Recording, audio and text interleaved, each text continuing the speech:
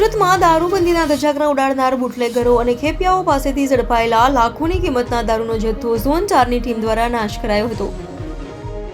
સુરતમાં દારૂબંધી હોવા છતાં બુટલેગરો દારૂનો વેપલો કરે છે, ત્યારે સુરતના ઝોન 4માં આવેલ અલગ અલગ પોલીસ મથકો જેમાં ખટોદરા, અઠવા, ઉમરા, વેસુ અને અલથાણમાં ઝડપાયેલા આશરે 50 લાખથી વધુની કિંમતના દારૂના જથ્થાને ડિંડોલી ખાતે નાશ કરાયો હતો।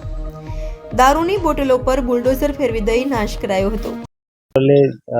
जोन 4 विस्तार की 46,203 बोटल्स हैं और 85 लाख रुपए का टोटल मुद्दा माल है, जिसका आज नाश किया जा रहा है।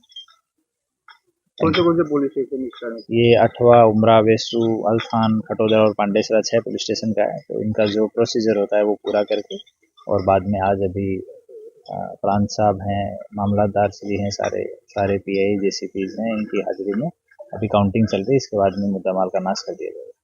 Thank you.